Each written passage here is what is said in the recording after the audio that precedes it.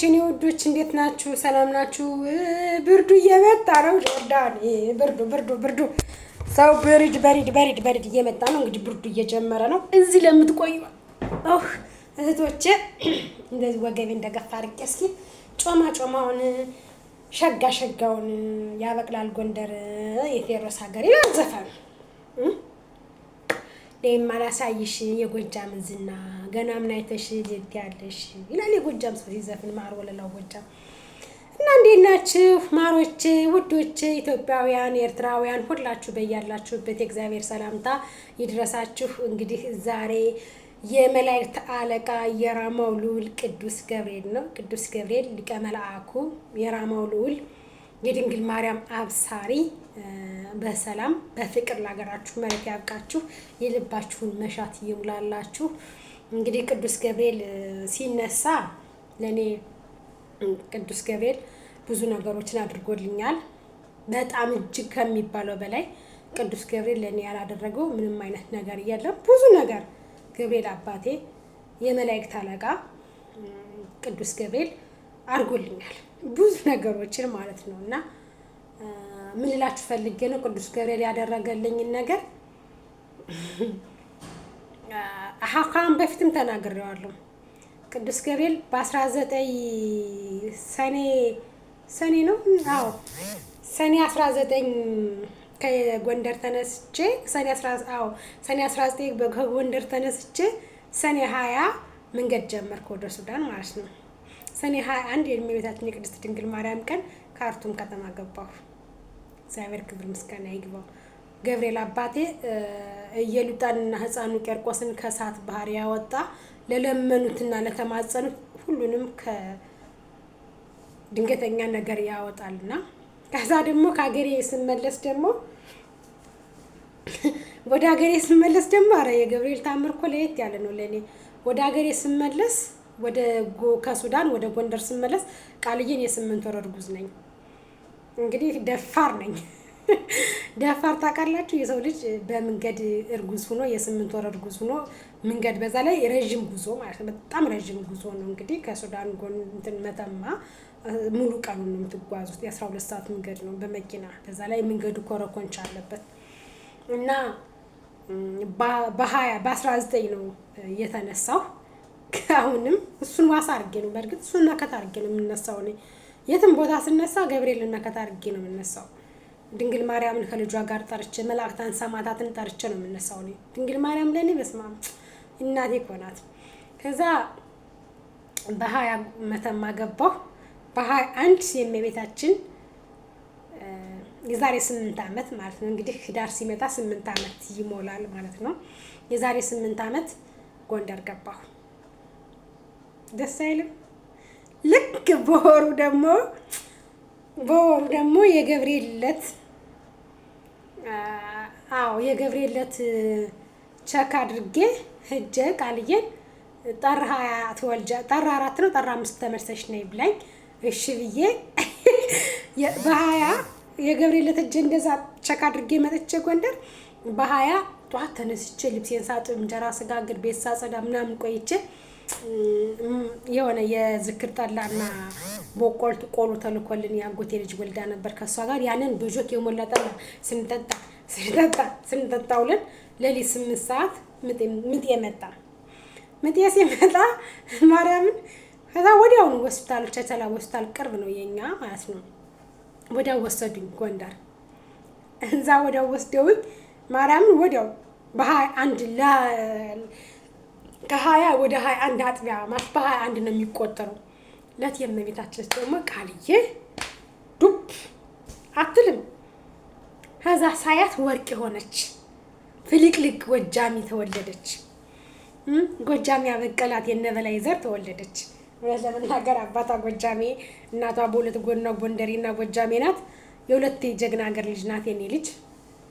ግን ያው በሙሉ ጎጃም ነው የምትጠራ። አባቷ ሙሉ ቤተሰቦቹ እናቱም አባቱም 7 አያቷ ጎጃሜ ስለሆኑ በሙሉ ጎጃም ነው የምትጠራው። እና ገብርኤል ለኔ ይሄን አድርጎልኛል እላችሁ ፈልጌ እና ገብርኤል አባቴ ለእናንተ ደግሞ የልባችሁ መሻት ሞልቶ ያልወልዳችሁ ወልዳችሁ ያላገባችሁ አግብታችሁ ስደት ላይ የመጣችሁ እህቶች ደግሞ ከስደት ተመልሳችሁ ስደት ያስመረራችሁ የእናታችሁ እንጀራ የናፈቃችሁ እናታችሁ ቤት ሄዳችሁ ቁጭ ብላችሁ እውነት አሁን ገጠር በመወለዴ በጣም ነው የምደሰት። ለምን እንደምደሰት ታውቃላችሁ?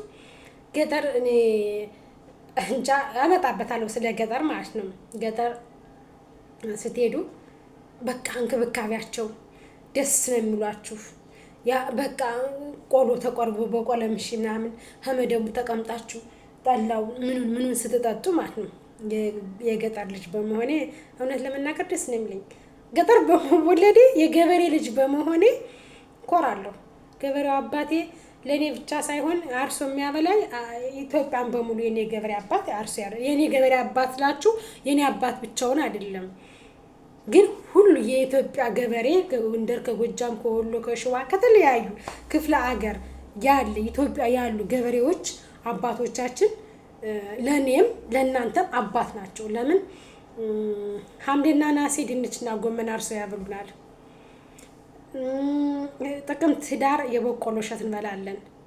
የባቄላው እሸት ይደርሳል። ከዛ ስንዴው፣ ከዛ ጤፉ፣ ብዙ ነገር፣ ከዛ ሽምብራው፣ ከዛ ምስሩ፣ ከዛ አብሹ፣ ጓያው በቃ ማለት አመት እስከ አመት ገበሬ አባታችን ገበሬ ቤተሰቦቻችን አያርፉም። ድካማቸው፣ ልፋታቸው እነሱ እኮ ደህና ጫማ አይለብሱም፣ ደህና ልብስ አይለብሱም እኮ ለኛ እነሱ እንደዛ በዛ ላይ ጭቃው በከላይ ዝናቡ ከታች ውሃው ሲሄድባቸው ይከርምና እነሱ ወቅተውት ጎታቸው አስገብተው ሳይቀምሱት ከተማ ይዘውት ይሄዳሉ። ለከተማው ሰው ያቀምሳሉ። እነሱ የደፉበትን ሳይጎርሱት ማለት ነው። ለነሱ ትልቅ ክብር አለኝ። ማርያምን የገበሬ ልጅ እስማ እኔ እንጃ ገበሬ በመሆኔ በጣም ነው የምደሰት። በጣም የገበሬ ልጅ በመሆኔ በጣም ነው የምደሰት። እንግዲህ 2019 እኔ ሂጅ ሀገር ማርያም አርሳለሁ። ባሌ ቦታ ተሰጥቶታል፣ መሬት ተሰጥቶታል። ማርያምን እኔ ጠልዶ ይሰጠኛል። ህድበለዋለሁ፣ ድንግልን አርሳለሁ። እንዴ የምን አባቱ ከተማ ገብቼ እዚህ ብልጭ ልጅ እንደዚህ ማስቲካ ምናምን ሽንኩርት ስንት ነው በርበሬ ምን መጥቶብኝ አርስ አርጌ እንዴ አርሼ በደንብ ጠቅልዬ መጉረስ ነው የምፈልግ። ከተማን 1 ኪሎ ጤፍ በ100 ምናምን ብር ገዝቼ ምናምን አላረገውም እናቴ አርሼ ሳልጨናነቅ 30 ኪሎ ለወር ይበቃኛል፣ 15 ኪሎ ለወር ይበቃኛል ምናምን ሳልን እርስ አርጌ ዘርቼ ቤቴ አስገብቼ ብድግ አርጌ አስፈጥቼ ብድግ አርጌ ቦከት አርጌ ግግር አርጌ ሳይገመግም ሳልሳቀቅ ቅጥፍ አርጌ ጉርስ ቅርብ አርጌ በደንብ አርጌ 2 ጉንጫ ሙልት ብሎ ጉርስ አርጌ መብላት ነው የምፈልገው። ጠላዬን ጥምቅ አርጌ መጠጣት ነው የምፈልገው። የሀገሬን ባህል ነው መኖር የምፈልገው። ከተማ ኖርኩኝ እኔ በእርግጥ እኔ ገጠር ልወለድ እንጂ ገጠር አይደለም ያደኩት ያው መሀል ከተማ ጎንደር ነው። ግምጃ ቤት ማርያም ነው ያደኩት እኔ ማለት ነው። የእናቴ ቤቶች ጋር ነው ያደኩት። አያቴ ጋር አደኩ። አያቴ አይኗን ታመመች። አያቴ መጣች ወደ ጎንደር፣ ተከትዬ እሷን መጣሁ። ትምህርቴን ከዛ እየተማርኩ በቃ ከአክስቶቼ ጋር እዛ ወደ ሱዳን ወዛ ወደዛ እየተሰደድኩ ማለት ነው። እና የፈለገ ነገር ቢሆን ገጠር ባህሌን መርሳት አልፈልግም። ትብት የፈሰሰበትን አካባቢ ነው የምፈልገው እኔ። እትብት የፈሰሰበት ሀገር ነው ባህልን ይዤ ነው መኖር የምፈልገው እንጂ ከተማ ምናምን ገለመኔ ኧረ እኔ ጋር አይስማማም። ይሄ እናቴ ምን ነው ጠላ ገዝቼ ምናምን መጥቶብኝ ልጆችን እያሳደግኩ ከባሌ ጋር ሁኜ እርሻዬን እያረስኩኝ እያረምኩ እየጎለጎልኩ ጎመኔን ዝርት ሀኔና ናሴ ድንቼን ብልት ጎመኔን ብልት በቆሎዬን ዝርት ማረም የምናባቱ ከተማ ደርሼ መጥቻለሁኝና እኔ አልሰራም ምናምን ሽቅንጥርጥ ምናምን አላደዛ ገጠር ካማቶቼ ቤት ገጠር ካክ ብዬ ቤቴን ልቅልቅ ያማቴን ቤት ካማቴ ጋር ቡና ነፍስ ተባለ እናት ጋር ከበር ከቤት ይጀምራል። እናቴ ጋር ካክ ጎንደሬን ለጥ ብዬ እናቴ ቤት ካክ ብዬ ባራው መጉዜ እናቴን አርሜ አግዤ ተመልሼ ወደ ቤት የመጥቼ የባሌ ቤተሰቦች እናት አባት ደካማ ናቸው፣ አሁን እያረጁ ነው። እነሱን ደግሞ ግዝ እንደ ማርያምን እነሱን ደግሞ እኔ ደግሞ የራሴን አዝመሪያን ማዝመር በዛ ለልጆቼ ለአንዷ ለቃልዬ ብቻ ሳይሆን ደግማለሁ እወልዳለሁ። የምን አባቱ መርፌ የምን አባቱ መከላከያ እወልዳለሁ። ከቤታቸው የታረሰ ይበላሉ። ከተማ አዲስ እንዴ ብዙ ልጆች አሉ። አሁን አንቺ ጎጃም ቤት ሰርተሽ ጎጃም ልትቀመጥ ነው እንዴ? የገጠር ከተማ ልትቀመጥ ነው እንዴ? ቀመጥ ድብና አድርጌ ነው የምቀመጥ እንዴ? አዲስ አበባ ምን አለኝ? ፎቅ አይቼ ፎቅ ልበላ ነው? ፎቅ አይቼ እኔ ፎቁን ተጎሜ ልግጠው ነው? ምን መጥቶብኝ እንዴ? ግጥም አድርጌ የገጠር የገጠር ከተማ ነው ቤት የሰራው የገጠር ከተማ ነው የምኖረው እንዴ? ነፋሻው ራሱ አጠግቦ ያሳድራል። ምን ነው እዛ አዲስ አበባ ተቀም የመኪና የክላክስ ካር ሽታ እና የእንትን የናፍጣ ሽታ ሲሸት ለምን ይውላል እንዴ?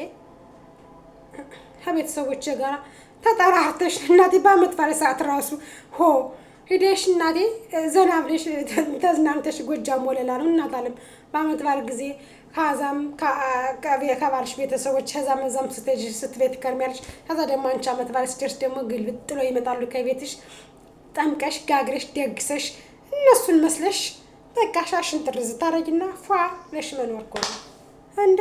ቀልደኛ ገበሬ በሰኔ ይሞታል አለች አያቴ። ኧረ ምን የገጠር ነው መኖር እንፈልግ ማለት ገጠር ሙሉ በሙሉ ገጠር ሳይሆን የገጠር ከተማ ነው መኖር እንፈልግ። ባህሌን ካልቸሬን ይዤ ነው መኖር እንፈልገው እንዴ? ገጠር እናት አለም ገጠር ውበት አላት እና ገጠር ለምትሉት ቆይ አንድ ቪዲዮ ሰራበታለሁ።